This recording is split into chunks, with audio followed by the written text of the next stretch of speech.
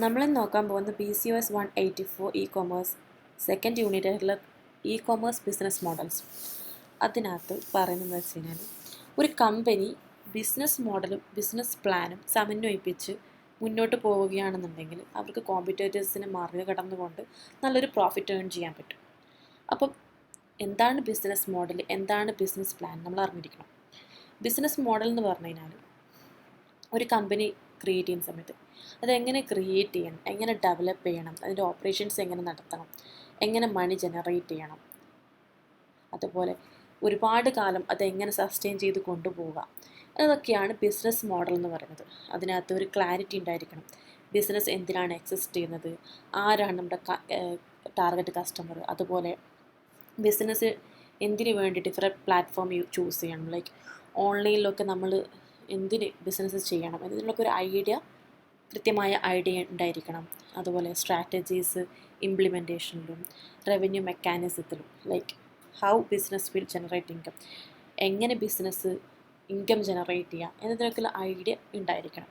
ഇതൊക്കെ അടങ്ങിയതാണ് business model എന്ന് പറയുന്നത്. അടുത്തത് ബിസിനസ് പ്ലാൻ. ബിസിനസ് പ്ലാൻ എന്ന് പറയുമ്പോൾ ഒരു ബിസിനസ്സിൽ അതിൻ്റെ ഗോള്, സ്ട്രാറ്റജീസ്, ഫിനാൻഷ്യൽ പ്രൊജക്ഷൻസ്, ഈ ഗോൾ അച്ചീവ് ചെയ്യാൻ വേണ്ടിയുള്ള സ്റ്റെപ്സ്, ഇതൊക്കെ അടങ്ങിയതാണ് ബിസിനസ് പ്ലാൻ. നമ്മുടെ ബിസിനസ് ആരെയാണോ എയിം ചെയ്തിരിക്കുന്നത്, ഏത് കസ്റ്റമേഴ്സിനാണ് എയിം ചെയ്തിരിക്കുന്നത് ഐഡൻറ്റിഫൈ ചെയ്യണം. നമുക്ക് നമ്മുടെ ബിസിനസ് ഏത് കസ്റ്റമറിനെയാണ് നമുക്ക് എയിം ചെയ്തിട്ടുള്ളത് എന്നുള്ളത്, അത്തരത്തിലുള്ള കസ്റ്റമേഴ്സ് നമ്മൾ ഐഡൻറ്റിഫൈ ചെയ്യാം. നമുക്കൊരു യുണീക്ക് സെല്ലിംഗ് പ്രൊപ്പോസിഷൻ ഉണ്ടായിരിക്കണം, USP ഉണ്ടായിരിക്കണം. നമുക്ക് കോമ്പറ്റീറ്റേഴ്സിൽ നിന്നും വേറിട്ട് നിൽക്കുന്ന എന്തെങ്കിലും ഇന്നോവേറ്റീവ് ആയിട്ടുള്ള പ്രൊഡക്റ്റോ ഐഡിയാസോ നമുക്ക് ഉണ്ടായിരിക്കണം. അതുപോലെ നമ്മൾ ഉണ്ടാക്കിയ പ്ലാന് ഇംപ്ലിമെൻ്റ് ചെയ്യാൻ പറ്റണം. അതുപോലെ റവന്യൂ ആൻഡ് എക്സ്പെൻസ് മോഡൽ, അഥവാ എങ്ങനെ റവന്യൂ ഉണ്ടാക്കാം, അതുപോലെ കോസ്റ്റ് എങ്ങനെ മാനേജ് ചെയ്യാം എന്നുള്ള ഐഡിയ ഉണ്ടായിരിക്കണം. അതുപോലെ മാർക്കറ്റിംഗ് സ്ട്രാറ്റജി, ഫണ്ട് റിക്വയർമെൻറ്റ്സ്, ഇതൊക്കെ അടങ്ങിയതാണ് ബിസിനസ് പ്ലാൻ എന്ന് പറയുന്നത്. അടുത്തത് creating a strong business model. അതെന്തൊക്കെയാണ് നമുക്ക് നോക്കാം.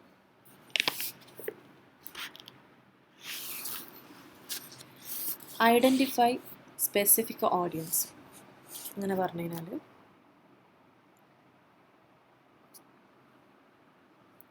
നമുക്ക് വൈഡ് ഓഡിയൻസിനെ നമുക്ക് ടാർഗറ്റ് ചെയ്യാൻ പറ്റില്ല.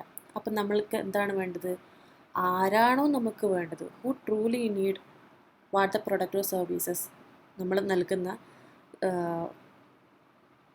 സർവീസസും പ്രൊഡക്റ്റും ആർക്കാണോ വേണ്ടത് എന്നുള്ളതിൽ നമ്മൾ അങ്ങനെയുള്ള കസ്റ്റമറെ നമ്മൾ കണ്ടെത്തേണ്ടതായിട്ടുണ്ട്.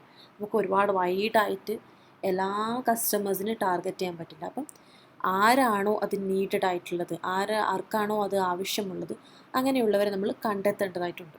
അടുത്തത് എസ്റ്റാബ്ലിഷ് ബിസിനസ് പ്രോസസ്സും. ഒരു ബിസിനസ് നമ്മൾ നടത്തുന്നതിന് മുമ്പ്, അത് ലൈവായിട്ട് പ്രവർത്തിച്ച് തുടങ്ങുന്നതിന് മുമ്പ് തന്നെ നമുക്കൊരു ക്ലിയർ അണ്ടർസ്റ്റാൻഡിങ് ഉണ്ടായിരിക്കണം. നമ്മുടെ ആക്ടിവിറ്റീസ്, ആവശ്യമായ ഒരു ബിസിനസ് നടത്താൻ ആവശ്യമായ ആക്ടിവിറ്റീസിനെ കുറിച്ച് നമുക്കൊരു അണ്ടർസ്റ്റാൻഡിങ് ഉണ്ടായിരിക്കണം. അതിൻ്റെ കീ ബിസിനസ് ആക്ടിവിറ്റീസ് പ്രോപ്പറായിട്ട് നമ്മൾ എസ്റ്റാബ്ലിഷ് ചെയ്തിട്ടുണ്ടായിരിക്കണം.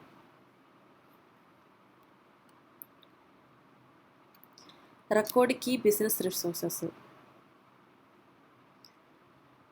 നമ്മുടെ കയ്യിൽ ഒരു ബിസിനസ് തുടങ്ങുമ്പോൾ നമ്മുടെ കയ്യിൽ കീ ബിസിനസ് റിസോഴ്സസ് എന്ന് പറയുന്നത് എന്താണ്, ക്യാപിറ്റൽ. ഒരു ബിസിനസ് തുടങ്ങുമ്പോൾ ക്യാപിറ്റൽ അത്യാവശ്യമാണ്. അതുപോലെ warehouse, intellectual property, customer list, ഇതൊക്കെ നമുക്ക് ആവശ്യമാണ്. ഇതൊക്കെ ഉണ്ടായിരിക്കണം. അടുത്തത് develop a strong value proposition. നമ്മൾ കസ്റ്റമേഴ്സിനെയും നമ്മൾ കോമ്പറ്റേറ്റേഴ്സിന് വേറിട്ട് നമ്മളൊരു ഇന്നോവേറ്റീവ് ആയിട്ടുള്ള എന്തെങ്കിലും പ്രൊഡക്റ്റോ സർവീസസോ നമ്മൾ പ്രൊവൈഡ് ചെയ്യണം. നമ്മൾ കുറച്ചുകൂടെ യുണീക്ക് ആയിട്ടുള്ള എന്തെങ്കിലും കൊണ്ടുവരണം.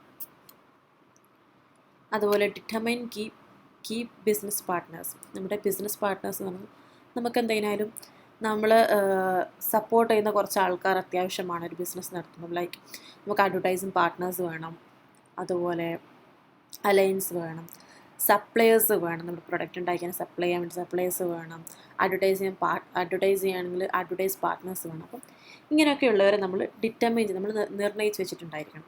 അപ്പം ഇതൊക്കെ അടങ്ങിയതാണ് key elements of business model എന്ന് പറയുന്നത്. അടുത്തത് e commerce business model. E commerce business model B2B എന്ന് പറഞ്ഞാൽ ബിസിനസ് ടു ബിസിനസ്. ലൈക്ക് ഇപ്പം മാനുഫാക്ചർ ഹോൾസെയിലർക്ക് വിൽക്കുന്നു, ഹോൾസെയിലർ അത് റീറ്റെയിലർക്ക് വിൽക്കുന്നു. എല്ലാവരും ബിസിനസ് ചെയ്യുന്നവരാണ്. അപ്പം ബിസിനസ് ടു ബിസിനസ് അവർ തമ്മിലുള്ള ട്രാൻസാക്ഷനെയാണ് ബിസിനസ് ടു ബിസിനസ് എന്ന് പറയുന്നത്. എക്സാമ്പിൾ കൊടുത്തിട്ട് ടൊയോട്ടാസ് B2B portal four supplier interactions. അടുത്തത് ബിസിനസ് ടു കൺസ്യൂമർ. ബിസിനസ്സും കൺസ്യൂമറും തമ്മിലുള്ള ട്രാൻസാക്ഷനാണ്. ബിസിനസ് അവരുടെ പ്രൊഡക്റ്റോ സർവീസ് ഡയറക്റ്റ്ലി കൺസ്യൂമറിലേക്ക് എത്തിക്കുകയാണ്. എക്സാമ്പിളോട് കൊടുത്തിട്ടുണ്ട് Lakshmi India sells FMCG products direct to consumer through online store. അവർ ഓൺലൈൻ സ്റ്റോർ ഒരു മിഡിൽ മാനൊന്നും ഇല്ലാതെ ഡയറക്റ്റ്ലി അവരുടെ പ്രൊഡക്റ്റ് അവർ കൺസ്യൂമറിലേക്ക് എത്തിക്കുകയാണ്. അടുത്തത് consumer to consumer C2C. Individuals തമ്മിൽ ട്രാൻസാക്ഷൻസ് സെല്ലിങ്ങോ ബൈയിങ്ങോ ഒക്കെ നടക്കുന്നതാണ്. ലൈക്ക് എന്താണ് നമ്മൾ OLX സെക്കൻഡ് ഹാൻഡ് ഒക്കെ കൊടുക്കുന്നില്ലേ, eBay എക്സാമ്പിളിലൂടെ കൊടുത്തിട്ടുള്ള eBay ഒക്കെയാണ്. അടുത്ത കൺസ്യൂമർ ടു ബിസിനസ്. കൺസ്യൂമറും ബിസിനസ്സും തമ്മിൽ ട്രാൻസാക്ഷൻസ് ആണ്. ലൈക്ക് കൺസ്യൂമർ എന്തെങ്കിലും പ്രൊഡക്റ്റോ അല്ലെങ്കിൽ എന്തെങ്കിലും സർവീസസോ ബിസിനസ്സിന് ഓഫർ ചെയ്യാണ്. ലൈക്ക് നമ്മൾ ഫ്രീലാൻസിങ് ഒക്കെ ചെയ്യുന്നത്, അല്ലെങ്കിൽ ഫീഡ്ബാക്ക് ചെയ്യുന്നത്, ഇൻഫ്ലുവൻസർ മാർക്കറ്റിംഗ് എന്ന് പറയുമ്പം ഈ സോഷ്യൽ മീഡിയ മാർക്കറ്റിംഗ് ഒക്കെ നടക്കുന്നത്.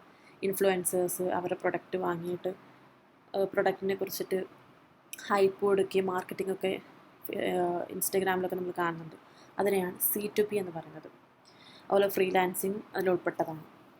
പിന്നെ അതർ മോഡൽസ് എന്ന് പറയുന്നത് business to government, government to business, government to citizen.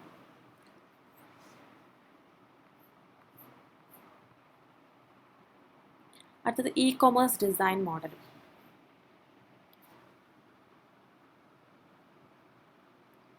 ഇവിടെ പറയുന്നത് ബിസിനസ് എഫക്റ്റീവായിട്ട് എങ്ങനെ അവരെ ഓഫറിങ് ഓൺലൈനിൽ പ്രസൻറ്റ് ചെയ്യുന്നത് എങ്ങനെയാണെന്നാണ് ഇവിടെ പറയുന്നത്. അതിൽ ചില മോഡൽസുകൾ കൊടുത്തിട്ടുണ്ട്. ഇവിടെ brand awareness image building model. ഇവിടെ പറയുന്നത് ഒരു ബിസിനസ് അതിൻ്റെ ബ്രാൻഡിനെ നല്ലൊരു സ്ട്രോങ് ആയിട്ട് ബ്രാൻഡിനെ കൊണ്ടുവന്ന് ബ്രാൻഡ് പ്രസൻറ്റ് ചെയ്തുകൊണ്ട് അവരുടെ കമ്പനിയുടെ ഇമേജ് വർദ്ധിപ്പിക്കുകയാണ്. എന്തിലൊക്കെ കൂടെ നല്ല എന്താ പറയുക ഇന്നൊവേറ്റീവ് ആയിട്ടുള്ള നല്ല സാധനങ്ങൾ നൽകിക്കൊണ്ടും നല്ല പ്രൊഡക്റ്റ് ചെയ്തുകൊണ്ടും അല്ലെങ്കിൽ എന്താണ് നല്ല ഓഫറിങ് കൊടുത്തിട്ടും അതുപോലെ നല്ല പോസിറ്റീവ് ബ്രാൻഡ് റിസപ്ഷനിലൂടെ അതിൻ്റെ എന്താ പറയുക കമ്പനീനെ കുറിച്ചിട്ടുള്ള ഇൻഫർമേഷൻ നൽകിക്കൊണ്ടും നല്ല റിച്ച് ആയിട്ടുള്ള കണ്ടൻറ്റ് കൊടുത്തുകൊണ്ടും ഇല്ലെങ്കിൽ എന്തെങ്കിലും സോഷ്യൽ വർക്ക്സ് ചെയ്തുകൊണ്ടോ അല്ലെങ്കിൽ ഇത് social responsibility like corporate social responsibility CRS ഒക്കെ ചെയ്തുകൊണ്ട് CSR ഒക്കെ ചെയ്തുകൊണ്ടൊക്കെ ഒരു ആൾക്കാരുടെ ഇടയിലേക്ക് ഇൻഫ്ലുവൻസ് ചെയ്തുകൊണ്ട് ബ്രാൻഡ് ക്രിയേറ്റ് ചെയ്യണം, സ്ട്രോങ് ബ്രാൻഡ് അവിടെ ക്രിയേറ്റ് ചെയ്യണം. അതിന് എക്സാമ്പിൾ കൊടുത്തിട്ട് www.ford.com showcase various models environment policies and corporate citizenship. അവരവരെ വേരിയസ് ആയിട്ടുള്ള മോഡൽസ് കൊണ്ടുവരിക, അതുപോലെ തന്നെ എൻവയോൺമെൻറ്റ് പോളിസീസ് അവർ ചെയ്യുന്നുണ്ട്, കോർപ്പറേറ്റ് സിറ്റിസൺഷിപ്പും ചെയ്യുന്നുണ്ട്. അതുപോലെ റീബോക്കിൻ്റെ പറയുന്നത് പ്രൊവൈഡ്സ് ഇൻഫർമേഷൻ സ്പോർട്സിനും ഫിറ്റ്നസ് അത്ലറ്റ്സിനെ കുറിച്ചൊക്കെ ഇൻഫർമേഷൻ പ്രൊവൈഡ് ചെയ്യും. അതുപോലെ ഹ്യൂമൻ റൈറ്റ്സ് ആക്ടിവിറ്റീസിൽ അവർ ഏർപ്പെട്ടിട്ടുമുണ്ട്. അപ്പം അങ്ങനെയൊക്കെ വരുമ്പോൾ ആൾക്കാരുടെ ഇടയിൽ ഒരു ഇൻഫ്ലുവൻസ് ഉണ്ടാക്കിയും അവരെക്കുറിച്ചൊരു അവയർനെസ് ആൾക്കാരിലേക്ക് എത്തിയും അങ്ങനെ ഒരു സ്ട്രോങ് ആയിട്ടുള്ള ബ്രാൻഡ് അവരുടെ ക്രിയേറ്റ് ചെയ്യുകയാണ്. അടുത്തത് പ്രൊമോഷൻ മോഡൽ. പ്രൊമോഷൻ മോഡൽ എന്ന് പറഞ്ഞു കഴിഞ്ഞാൽ നമ്മൾ സാധാരണ കാണി വരുന്നത് അഡ്വർടൈസ്മെൻറ്റ് ചെയ്യുക, അവരെ ബ്രാൻഡിനെ കുറിച്ച് അഡ്വർടൈസ് ചെയ്യുക, ഡിസ്കൗണ്ട് കൊടുക്കുക, ഓഫേഴ്സ് കൊടുക്കുക, ഗിഫ്റ്റ് കാർഡ് കൊടുക്കുക, പ്രൊമോഷൻ എന്തെങ്കിലും പ്രൊമോഷനൊക്കെ ചെയ്ത് സോഷ്യൽ മീഡിയ ഒക്കെ പ്രൊമോഷൻ ചെയ്തിട്ട് ആൾക്കാരിലേക്ക് എത്തുക. അതാണ് പ്രൊമോഷൻ മോഡൽ എന്ന് പറയുന്നത്. അതിനിവിടെ എന്തെങ്കിലും ഡിസ്കൗണ്ട്സോ അതുപോലെ ഓഫറൊക്കെ കൊടുത്തുകൊണ്ടാണ്. അപ്പോൾ അതിന് എക്സാമ്പിൾ പറഞ്ഞിട്ട് കൊടാക്ക് എന്ത് ചെയ്യുന്നതെന്ന് വെച്ച് കഴിഞ്ഞാൽ അവർ ടെക്നിക്കൽ സപ്പോർട്ട് കൊടുക്കുന്നുണ്ട്. അതുപോലെ തന്നെ downloadable image to attract use to their product. Downloadable image provide ചെയ്യാണ് യൂസേഴ്സിനെ അട്രാക്ട് ചെയ്യാൻ വേണ്ടി, അവരെ പ്രൊഡക്റ്റ് വാങ്ങുവാൻ വേണ്ടി. അടുത്തത് ഇൻഫോമീഡിയറി മോഡൽ. ഒരു ഇൻ്റർമീഡിയറ്റ് വർക്ക് ചെയ്തുകൊണ്ട് സാധനങ്ങളുടെ ഇൻഫർമേഷൻസ് മൾട്ടിപ്പിൾ സോഴ്സിൽ നിന്ന് ഇൻഫർമേഷൻ എടുത്തിട്ട് യൂസേഴ്സിലേക്ക് എത്തിക്കുന്നതാണ് ഇൻഫോമീഡിയറി മോഡൽ എന്ന് പറയുന്നത്. അതിലൂടെ നമുക്ക് കമ്പാരിസൺ ചെയ്യാൻ പറ്റും. പല പ്രൊഡക്റ്റുകളും പല കാര്യങ്ങളും നമുക്ക് ഒരുപാട് ഇൻഫർമേഷൻസ് കിട്ടുമ്പോൾ തമ്മിൽ കമ്പാരിസൺ ചെയ്യാനൊക്കെ സാധിക്കും. അതിന് എക്സാമ്പിൾ കൊടുത്തിട്ടുള്ളത് ജസ്റ്റ് ഡയലാണ്. അടുത്ത കസ്റ്റമൈസേഷൻ മോഡൽ. കസ്റ്റമൈസേഷൻ മോഡൽ എന്ന് പറഞ്ഞാൽ ഒരു ആൾക്ക് എന്താണോ പ്രിഫറൻസ്, അയാൾക്ക് എന്താണോ വേണ്ടത് അതനുസരിച്ചിട്ടുള്ള ഡീറ്റെയിൽസ് അവരിലേക്ക് എത്തുന്നു. അങ്ങനെയുള്ള കണ്ടൻറ്റുകളും പേഴ്സണലൈസ് കണ്ടൻറ്റുകളും പ്രൊഡക്ട്സും അവരുടെ പ്രിഫറൻസ് അനുസരിച്ചിട്ട് അവരിലേക്ക് എത്തിക്കുന്നതാണ്. എക്സാമ്പിൾ പറയുന്നത് websites that use AI to suggest product or content based previous user interactions. യൂസറിൻ്റെ മുമ്പത്തെ ഇൻട്രാക്ഷൻസ് അനുസരിച്ചിട്ട് AI എന്ത് ചെയ്യുന്നു, നമുക്ക് എന്തെങ്കിലും ഇപ്പോൾ നമ്മൾ ഫോർ എക്സാമ്പിൾ നമ്മൾ എന്തെങ്കിലും സാധനം സെർച്ച് ചെയ്യുകയാണ്, തൊട്ടടുത്ത് വേറൊരു ആപ്പ് തുറക്കുമ്പോൾ നമുക്ക് അവിടെ സജഷൻ വരും, ഇന്ന സാധനം ഓഫറിൽ വന്നിട്ടുണ്ട്. ഫോർ എക്സാമ്പിൾ നമ്മളിപ്പോൾ ഗൂഗിളിൽ ഒരു മൊബൈലിന് അല്ലെങ്കിൽ ഷൂ നമ്മൾ സെർച്ച് ചെയ്ത് വെച്ചിട്ടുണ്ടെങ്കിൽ നമ്മൾ ഇൻസ്റ്റഗ്രാം തുറക്കുമ്പോഴത്തേക്ക് അവിടെ 50% ഓഫ് ഉണ്ടെന്ന് പറഞ്ഞിട്ട് നമുക്കൊരു ആഡ് കാണാൻ പറ്റും. ആഡൊക്കെ ഇങ്ങനെ വരാൻ തുടങ്ങും. കാരണം നമ്മുടെ പ്രീവിയസ് ഇൻട്രാക്ഷൻ വെച്ചിട്ട് നമ്മുടെ പേഴ്സണലൈസ്ഡ് ആയിട്ടുള്ള കണ്ടൻറ്റ് നമുക്ക് പ്രൊവൈഡ് ചെയ്യണം. നമുക്ക് ഏതാണ് നമ്മുടെ പ്രിഫറൻസ് എന്ന് മനസ്സിലാക്കി അങ്ങനെയുള്ള സാധനങ്ങൾ നമുക്ക് റെക്കമെൻഡ് ചെയ്യാണ്.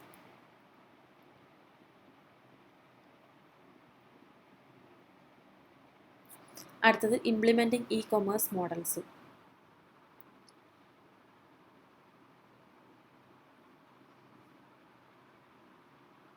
Retail models. ഇവിടെ എന്ന് പറയുന്നത് പ്രൊഡക്റ്റും സർവീസസും ഡയറക്റ്റ്ലി കൺസ്യൂമേഴ്സിലേക്ക് ഓൺലൈൻ സ്റ്റോർ വഴി വിൽക്കുകയാണ്.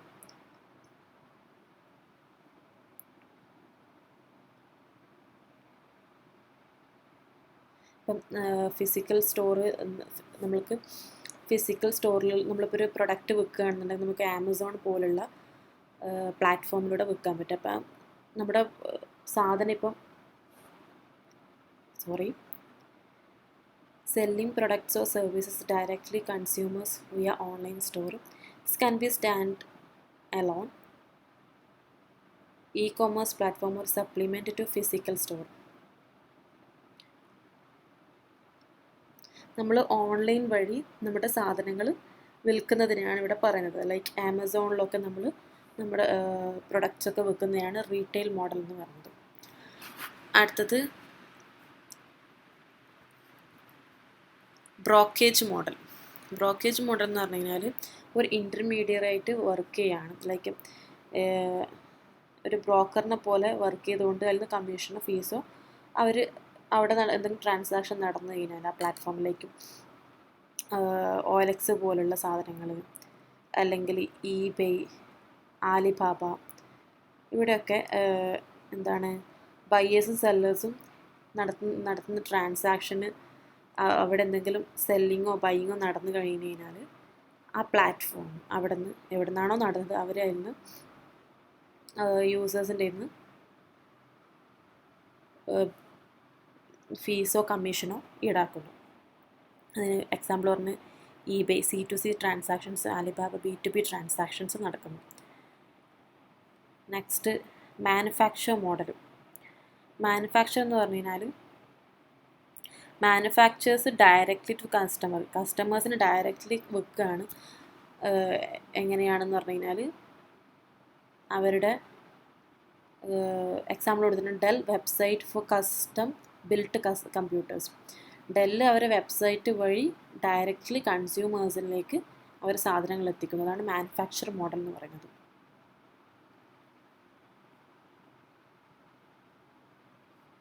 അടുത്തത് drop shipping model. Drop shipping model എന്ന് പറയുമ്പോൾ റീറ്റെയിലേഴ്സ് പ്രൊഡക്റ്റ് വിൽക്കുകയാണ് എന്താണ് വിത്തൗട്ട് ഹോൾഡിങ് ഇൻവെൻട്രി. അവരെ എടുത്ത് സ്റ്റോക്ക് വെക്കാതെ തന്നെ റീറ്റെയിലേഴ്സ് പ്രൊഡക്റ്റ് സെല്ല് ചെയ്യാണ്. അതിന് എങ്ങനെയാണെന്ന് ഇവിടെ പറഞ്ഞിട്ടുണ്ട് life cycle. Retailers product online സ്റ്റോറിൽ ഡിസ്പ്ലേ ചെയ്യുന്നു. കസ്റ്റമർ ഓർഡർ പ്ലേസ് ചെയ്യുന്നത് സപ്ലയറും റീറ്റെയിലും തമ്മിലൊരു കൊളാബറേഷനാണ്. അപ്പം കസ്റ്റമർ ഓർഡർ പ്ലേസ് ചെയ്യുന്നു, റീറ്റെയിലർ പേയ്മെൻറ്റ് പ്രോസസ്സ് ചെയ്യുന്നു, സപ്ലയർ അത് നേരെ കൺസ്യൂമറിലേക്ക് ഷിപ്പ് ചെയ്യും, പാക്ക് ചെയ്തിട്ട് ഷിപ്പ് ചെയ്യുന്നു. ഇവിടെ പ്രത്യേകത എന്ന് പറഞ്ഞു കഴിഞ്ഞാൽ ഈ സെല്ലർ റീറ്റെയിലർ ഇതിൻ്റെ ഇൻവെൻട്രി, ഇതിൻ്റെ സ്റ്റോക്ക് കയ്യിൽ വെക്കുന്നതേ ഇല്ല. അതാണ് ഡ്രോപ്പ് ഷിപ്പിംഗ് മോഡൽ. അടുത്ത wholesale and warehouse model. Wholesale and warehouse model എന്ന് പറഞ്ഞാൽ ഒരുപാട് ലാർജ് സ്കെയിലായിട്ടുള്ള സ്റ്റോറേജൊക്കെ ആവശ്യമായിട്ട് പ്രൊഡക്ട്സുകൾ നമ്മൾ വിൽക്കുമ്പോൾ തീർച്ചയായിട്ടും നമുക്കവിടെ വെയർഹൗസ് അത്യാവശ്യമാണ്. അങ്ങനെയുള്ളതിനെയാണ് എക്സാമ്പിൾ അലിബാബ ഹോൾസെയിൽ സെക്ഷൻ. അടുത്ത private labelling and white labelling. Private labelling എന്ന് പറഞ്ഞാൽ മാനുഫാക്ചറിൽ നിന്നും മാനുഫാക്ചർ പ്രൊഡ്യൂസ് ചെയ്ത പ്രൊഡക്റ്റ് വേറൊരാൾ വാങ്ങിയിട്ട് അതിനെ ബ്രാൻഡ് ചെയ്തിട്ട് അയാളുടെ പേരിൽ ബ്രാൻഡ് ചെയ്തിട്ട് വിൽക്കുന്നു. ഇതൊക്കെ ചെറിയ സ്മോൾ പ്രൊഡ്യൂസേഴ്സിലേക്കും ബ്രാൻഡ് റെക്കഗ്നേഷൻ, ചെറിയ പ്രൊഡ്യൂസേഴ്സ്, ചെറിയ ബിസിനസ്സുകാർ ചെയ്യുന്ന കാര്യമാണ്. മാനുഫാക്ചറിൽ നിന്ന് ഡയറക്റ്റായിട്ട് പ്രൊഡക്റ്റ് വാങ്ങിയിട്ട് അവരെ പേരിലത് ബ്രാൻഡ് ചെയ്യും, എന്നിട്ട് അത് വിൽക്കുന്നു. വൈറ്റ് ലേബലിംഗ് എന്ന് പറഞ്ഞു കഴിഞ്ഞാൽ വേറൊരു പ്രൊഡക്റ്റ് വാങ്ങിയിട്ട് പ്രൊഡക്ട്സ് ഫ്രം കമ്പനിയിൽ നിന്നൊരു പ്രൊഡക്റ്റ് വാങ്ങിയിട്ട് അതിനെ വീണ്ടും റീബ്രാൻഡ് ചെയ്യാണ് അവരുടെ പേരിൽ, എന്നിട്ടത് വിൽക്കുകയാണ്. ഫോർ എക്സാമ്പിൾ ഇപ്പം ചൈനയിൽ നിന്നൊക്കെയുള്ള കോസ്മെറ്റിക്സ് ഐറ്റംസ് ഇമ്പോർട്ട് ചെയ്തിട്ട് ഇൻസ്റ്റാഗ്രാമിലൊക്കെ കാണുന്ന ഇൻഫ്ലുവൻസേഴ്സ് അവരുടെ പേര് ലേബൽ ചെയ്തിട്ട് അത് വിൽക്കുന്നു. അതാണ് വൈറ്റ് ലേബലിങ്ങിൻ്റെ ഒരു എക്സാമ്പിൾ. അടുത്തത് ഇ കൊമേഴ്സ് റവന്യൂ മോഡൽസ്. നമുക്ക് ഇ കൊമേഴ്സിലൂടെ എങ്ങനെയൊക്കെ റവന്യൂ ഉണ്ടാക്കാം എന്നാണ് ഇവിടെ പറയുന്നത്. ഓൺലൈൻ ആക്ടിവിറ്റിയിലൂടെ എങ്ങനെ ബിസിനസ്സിന് ഇൻകം ജനറേറ്റ് ചെയ്യാം എന്നുള്ളതിനെക്കുറിച്ചാണ് ഇവിടെ പറയുന്നത്. Advertising revenue model. ഇവിടെ പറയുന്നത് ഇ കൊമേഴ്സ് സൈറ്റ്സിൽ റവന്യൂ അഡ്വർടൈസ്മെൻറ്റ് ഹോസ്റ്റ് ചെയ്തുകൊണ്ട് റവന്യൂ ജനറേറ്റ് ചെയ്യുന്നു. ഇ കൊമേഴ്സ് സൈറ്റ്സിൽ നമ്മൾ അഡ്വർടൈസ് ഹോസ്റ്റിംഗ് ചെയ്തുകൊണ്ട് റവന്യൂ ജനറേറ്റ് ചെയ്യുന്നു. ഇത് ഒരുപാട് പേര് കാണുകയും നമ്മളിപ്പം വെബ്സൈറ്റിലൊക്കെ ആഡൊക്കെ കാണുന്നില്ല, അതാണ് അത് ക്ലിക്ക് ചെയ്ത് നോക്കിയും ഇതിന് മെയിൻലി ഇത് റവന്യൂ നമുക്ക് ക്രിയേറ്റ് ചെയ്യാൻ പറ്റുക കൂടുതൽ ട്രാഫിക് ഉണ്ടാകുമ്പോൾ മാത്രമാണ് വെബ്സൈറ്റിൽ. അതുപോലെ ഇതിൻ്റെ നമ്പർ ഓഫ് ഇംപ്രഷൻ, അതുപോലെ എത്ര പേര് അത് ക്ലിക്ക് ചെയ്തു, ഇതിനൊക്കെ അനുസരിച്ചിട്ടാണ് ഇത് ഡിപ്പെൻഡ് ചെയ്തിരിക്കുന്നത്, ഹൈ ട്രാഫിക്. അപ്പം അതിലൂടെ ഇൻകം ജനറേറ്റ് ചെയ്യുന്നു. അടുത്തത് അതിൽ വരുന്നതാണ് display marketing, affiliate marketing, search engine marketing, email marketing, social media marketing. നമ്മുടെ വെബ്സൈറ്റിലൊക്കെ വരുന്ന ആഡിനെയാണ് ഇത് പറയുന്നത്. ഗൂഗിളിലൊക്കെയുള്ള വെബ്സൈറ്റ്സിലൊക്കെ വരുന്നതാണ്. അടുത്ത അഫിലിയേറ്റ് റവന്യൂ മോഡൽ. ബിസിനസ്സിന് റവന്യൂ ഉണ്ടാക്കാൻ പറ്റും promoting other companies product through affiliate links on their websites. ബിസിനസ്സിന് വേറൊരു രീതിയിൽ റവന്യൂ ഉണ്ടാക്കാൻ പറ്റുന്ന ഒന്നാണ് അഫിലിയേറ്റ് മാർക്കറ്റിംഗ്. അഫിലിയേറ്റ് മാർക്കറ്റിംഗ് എന്ന് പറഞ്ഞാൽ വേറൊരു പ്രൊഡക്റ്റിൻ്റെ ലിങ്ക് നമ്മൾ സാധാരണയായിട്ട് കാണുന്നൊരു സംഭവമാണ് affiliate revenue model.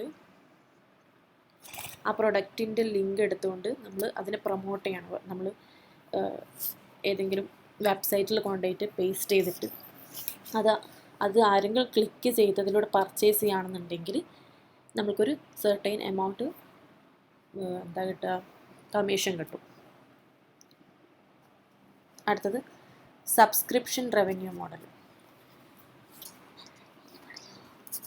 Subscription revenue model എന്ന് പറഞ്ഞു കഴിഞ്ഞാൽ മന്ത്ലി, ക്വാർട്ടർലി, ആനുവലിലൊക്കെ നമ്മൾ പേയ്മെൻറ്റ് ചെയ്തുകൊണ്ട് നമ്മൾ ഒരു പ്രീമിയം ആയിട്ടുള്ള കണ്ടൻറ്റ് ആക്സസ് ചെയ്യുന്നതിനാണ്, ലൈക്ക് നെറ്റ്ഫ്ലിക്സ്, ആമസോൺ, അതിനൊക്കെയാണ്. അടുത്തത് ട്രാൻസാക്ഷൻ ഫീ റവന്യൂ മോഡൽ. ട്രാൻസാക്ഷൻ ഫീ റവന്യൂ മോഡൽ എന്ന് പറഞ്ഞു കഴിഞ്ഞാൽ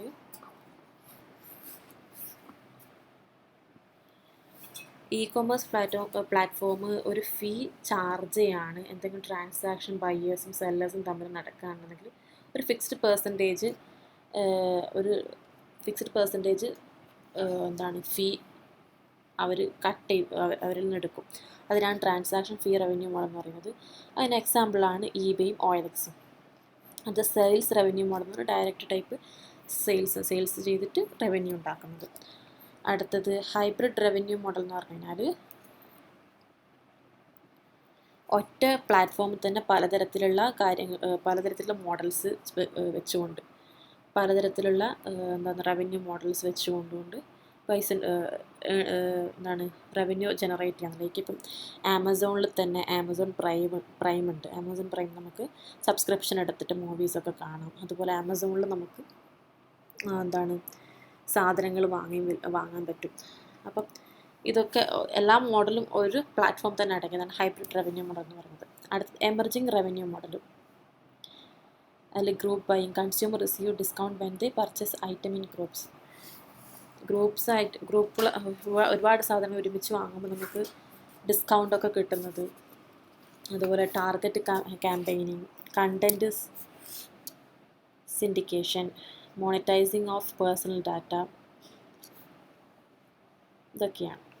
അടുത്തത് impact of COVID-19 on e commerce. Covid വന്നപ്പോൾ ഇ കൊമേഴ്സിന് എന്തൊക്കെയാണ് ഇമ്പാക്റ്റ് ചെയ്തിട്ടുള്ളത്, എന്തൊക്കെ മാറ്റങ്ങളാണ് വന്നിട്ടുള്ളതെന്നാണ് പറയുന്നത്. അപ്പം കോവിഡ് വന്നപ്പോൾ, പാൻഡമിക് വന്നപ്പോൾ, എല്ലാവരും വീട്ടിൽ തന്നെ ഇരുന്നപ്പോൾ ഇ കൊമേഴ്സ് കുറച്ചുകൂടെ എന്ത് ചെയ്തു, വളർന്നു. കാരണം ആർക്കും സ്റ്റോറിൽ പോയിട്ട് ഡയറക്റ്റ്ലി ഒന്നും വാങ്ങാൻ പറ്റാതായപ്പോൾ ഓൺലൈൻ ഷോപ്പിംഗ് കുറച്ചുകൂടെ ഇൻക്രീസ്ഡായി, അതിന് കുറച്ചുകൂടി ഇമ്പ്രൂവ് ആയി, ആൾക്കാരിലേക്ക് കൂടുതൽ എത്തുകയും ആൾക്കാർ അതിനെ ഉപയോഗപ്പെടുത്താൻ തുടങ്ങി. ഇൻക്രീസ് ഓൺലൈൻ ഷോപ്പിംഗ്, അതുപോലെ ഇ കൊമേഴ്സിൻ്റെ ഗ്രോത്ത് നന്നായിട്ട് വളർന്നു. അതുപോലെ ചേഞ്ച് ഇൻ കൺസ്യൂമർ ബിഹേവിയർ, കസ്റ്റമേഴ്സിന് ഓൺലൈൻ പർച്ചേസ് എന്താണെന്ന് മനസ്സിലായി, എന്തൊക്കെ അതിനെക്കുറിച്ചുള്ള കൂടുതൽ ബോധവാന്മാരായി. അപ്പം അവർക്കറിയാം എവിടെ നിന്നൊക്കെ ഓഫേഴ്സ് ഉണ്ട്, എവിടെയൊക്കെ ഡിസ്കൗണ്ട് കിട്ടും എന്നുള്ളതിനൊക്കെ കുറിച്ച് ബോധവാന്മാരായി. അതുപോലെ ബിസിനസ് അഡാപ്ഷൻസ്, ഡിജിറ്റൽ ട്രാൻസ്ഫോർമേഷൻ. പല ബിസിനസ്സുകളും ഇ കൊമേഴ്സിൻ്റെ വളർച്ചയോടുകൂടി അവർ എന്ത് ചെയ്യാൻ തുടങ്ങി, ഓൺലൈൻ ബിസിനസ്സിലേക്ക് മാറി തുടങ്ങി. സപ്ലൈ ചെയിൻ ചലഞ്ചസ് വന്നു. എങ്ങനെ ഇതിന് ഈ സപ്ലൈ ചെയിൻ ചലഞ്ചസ് എന്ന് പറയുമ്പം എങ്ങനെ ഇൻവെൻട്രി മാനേജ് ചെയ്യാം, എങ്ങനെ ലോജിസ്റ്റിക്സും ഇൻവെൻട്രിയൊക്കെ എങ്ങനെ മാനേജ് ചെയ്യാമെന്നുള്ളൊരു ചലഞ്ചസ് വന്നു. ലോങ് ടേം ട്രെൻഡ്സ് വന്നു. പാൻഡമിക് വന്നപ്പോൾ ഡിജിറ്റലൈസേഷൻ്റെ ഒരു ട്രെൻഡ് തന്നെ വന്നു. അതുപോലെ ഇവോൾവിങ് ഇ കൊമേഴ്സ് ലാൻഡ്സ്കേപ്പ്, ഒരു ഫ്യൂച്ചർ ഇംപ്ലിക്കേഷൻസും കൂടെ ക്രിയേറ്റ് ആയി അതിലൂടെ. ഇത്രയൊക്കെയാണ് ഈ ചാപ്റ്ററിനകത്ത് പറഞ്ഞിട്ടുള്ളത്. ഭയങ്കര ടഫായിട്ടൊന്നുമില്ല, നമുക്ക് പ്രസൻറ്റിൽ നടക്കുന്ന കാര്യങ്ങളൊക്കെ തന്നെയാണ് ഓൺലൈൻ നമ്മൾ ഷോപ്പ് ചെയ്യുന്നതും ഒക്കെയാണ് ഇതിനകത്ത് പറഞ്ഞിട്ടുള്ളത്. അതിൻ്റെ കുറച്ച് ഡീറ്റെയിൽ ആയിട്ട് പറഞ്ഞേ ഉള്ളൂ.